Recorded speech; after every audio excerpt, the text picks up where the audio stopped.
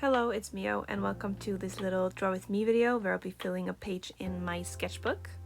So the idea for this drawing is that I wanted to draw three birds that are looking up at the camera, and so their bodies are all kind of weirdly shaped and very small, and their beaks are enlarged.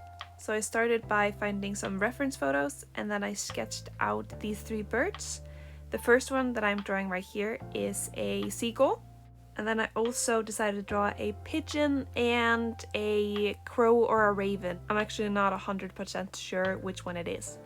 This video is recorded in double speed, so you're seeing a lot of the process, but I also cut out some of the boring bits, especially with the sketch process, because that is the most boring part of the process, and it was also done very quickly and I don't polish or anything. It's just a quick sketch so that I can go and kind of make it properly with markers and coloring pencils afterwards. So here's the crow raven all done, and then it is time for the pigeon. And the pigeon was also very quickly sketched out. The most important part here is the ankle, and to get the eyes very nice and big and almost like they're popping out of the pigeon's head. I tried to do that with the raven as well, but the seagull got a little bit more of a normal looking eyes that are not sticking out of their head as much. I'm also sketching a little bit more of the body of the pigeon because that's how it looked in the reference photo, and here I'm just adding in the final details and then I'm ready to color. So I decided to start with some markers, and here you can see I decided on some cool tones for the crow raven thing. And when it comes to markers, you gotta start with the lightest tone. So I started with this very nice light blue color and this nice lavender color. I wanted the color on the beak as like a little reflection of light. And I also wanted them in the eyes and on the legs, because I feel like these are the most shiny parts, which need a little bit more of a color.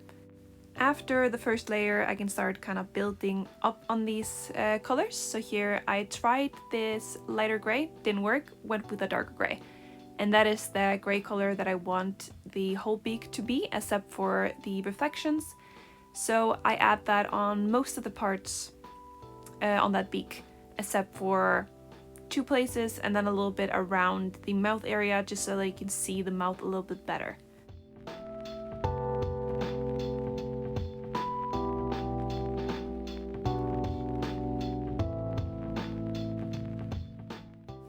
The top of the head is also going to be lighter than the rest of the body, so I colored that in with the same gray color before I went in with this black marker. This marker was kind of a mistake because it leaves a very flat layer on there, and it's very hard to blend with the lighter gray because the gray is not dark enough to be blended.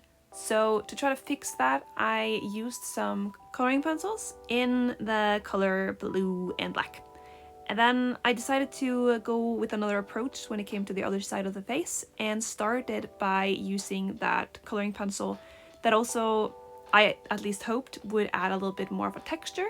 And here you can see me adding the gray marker on top of that, and it does leave some nice texture there that I like, even though I would have liked it to be even more texture. So I decided that that was a good strategy, did that with the rest of the face. I also added some blue in there to get a little bit more of a color, and this is how it looked after the marker was put over it. I would say that that is an improvement, so I did that to the rest of the body, where I just put that black color over, and then I used the gray marker and put that over everything that I just colored. And then after that, I wanted even more texture in there and a little bit more shading without adding too much marker. So I just went in with a coloring pencil for the beak and added a little bit of shading, mostly on the bottom and also on the under side of the beak. I feel like that helped add some dimension to the piece, but I do wish that I just had a marker that was a little bit darker than the gray one that I used for the beak. That would have looked a lot smoother, and it wouldn't have been as stressful. Also, I would have liked the beak to be with less texture, since it is a beak and it is more smooth. Here it is time for the eyes, which was very quickly made. I probably should have added a little bit more color in there and added maybe some more elements, but I just used the black color to color around the colors that I already had put in there.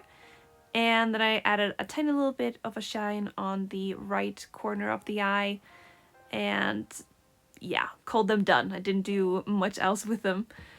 After that, I added a tiny bit more highlight to the beak and the eyes, even though the eyes didn't really need all that much highlight. Added just a tiny little dot in there, and also on the leg, so every shiny surface pretty much got a tiny bit of this white marker. After these details, I still didn't feel like the piece was good enough, so I added some more purple in there in hopes of it looking a little bit more lively. And then I'm done, and here is the pigeon colors, and it is time to color in the pigeon.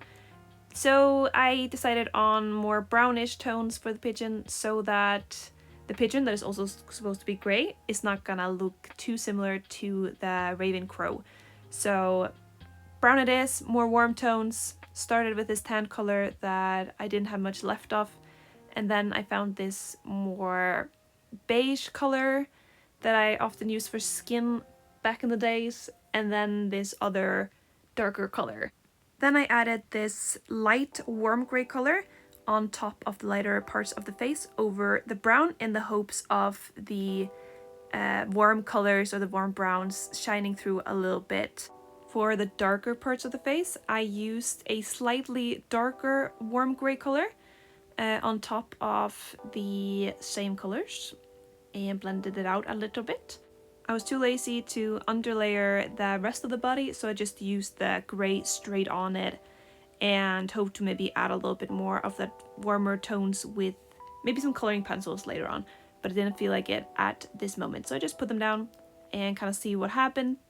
This is all kind of a little bit of an experiment for me. I don't draw birds all that often, but I do want to get better at drawing animals in general, so I forgot for a moment that pigeons have this kind of a purplish blue ring around their neck, so I drew that a little bit too late, but it is in there. And then I used the broad part of the marker for a little bit more of a feathery texture, because I saw from the reference photos that pigeons have some white feathers on their butt, so I tried to add that in there with some negative space. Here I picked the colors for the coloring pencils. But first I wanted to paint in the beak a little bit, or color in the beak, with the lightest gray and this slightly darker gray. And then I decided to go in with the coloring pencils afterwards. To be completely honest, I had absolutely no idea what I was doing when it came to the pigeon.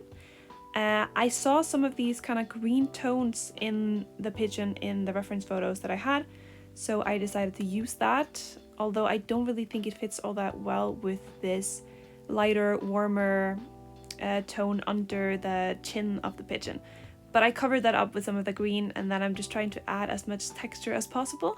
I definitely could have done this in a finer, more delicate way. This is very messy, so I definitely think I would have done a lot of things differently when it comes to the pigeon if I were to ever do this again. To try to fix the mistake that I made with forgetting to add the purple with the marker, I try to add some extra lines where they should have been on the pigeon with the purple coloring pencil. And then here I'm shading the beak, which is probably one of the more important parts of the face. And beaks are really weird to draw, especially pigeon beaks, because they have some weird parts that don't really make sense in my brain, but I just had to kind of fake it till I made it. It doesn't really look that much like a beak. Could have done better.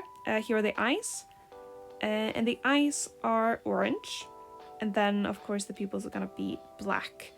So this one is also kind of a simple looking eye, really, but I think it's quite effective, and I think the pigeon turned out really cute.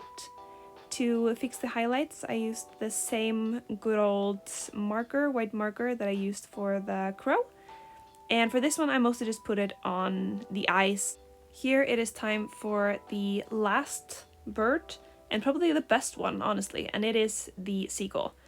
Personally, not a fan of seagulls. I think they suck, but this one turned out really cute and almost made me like seagulls a little bit. So I started with the beak. I put this kind of orangey color to begin with, but I didn't like it at all, so I tried to cover it up with this white marker before I went in with some yellows. Here's the darker yellow, and the plan was to just put that in the shadow areas. Ended up putting it over everything and then opted to just kind of shade some more with coloring pencils afterwards, because that is a lot easier to me. So I used the red color because I feel like the beaks of seagulls are often a little bit red at the tip, and then I shaded with orange where shadows would be on the beak, before coloring a little bit around the eyes with the yellow colors, which I think is really cute and looks good on this little seagull. I never really noticed that seagulls had that until looking at the reference photo that I used for this. So that was really cute. And then I added the yellow eyes before I added this. This is the same color that I used for the pigeon. It is not gray, but more, I think it's called almond. And it is a very nice color because it's not completely gray and adds a little bit of a warmth to it. So I added that around the lightest parts of the seagull before I used this gray color. I don't remember if this one is the warm or the cool gray. I think it is the warmer one, which is the same one that I used for the pigeon. And I put that all around the underside before I add the darker tone. And this should also be a warm gray color. So I didn't blend this one as much into the other gray as I probably should have, but I don't think I really can because there is a really big difference between the two colors, so it's really hard to blend. Then I went straight for the coloring pencils and started to try to shade a little bit better because I didn't do a really good job with the markers, honestly. So I'm trying to fix that a little bit. And then I also outlined the bird because this is the only bird that kind of needs that outline because it is white or lighter, so it's hard to see where the body is and such. I made the feet pink for the seagull. I actually don't know if seagulls' feet are pink because I only used one reference photo for this one, and the feet were kind of pink looking in the reference photo that I used. But I don't really care if they actually are pink because it is really cute. And I really hope seagulls' feet are pink. I'm not even gonna bother googling that. That is just how I'm gonna imagine seagulls now. So I hope that is true. Don't tell me if it's not. And then here I am drawing the eyes a little bit better. A little bit more detail in there before I add in the black parts, the most important parts of the eyes. And I try to do a better job at adding the little highlight there without coloring over it like I did with the pigeon. Oh, and the seagull gets a little bit of a blush because I thought that would be really cute and a little bit more of a personality in there. Here I'm adding a little bit more highlight or trying to fix it, didn't really need that. And adding a little bit more shading inside the eyes, so a little bit more of that orange in there. And that is pretty much it. So here I'm just signing my name, and that is it for this video. Here's the final look. Thank you so much for watching this video. I hope you liked it, and I'll see you again next week. Goodbye.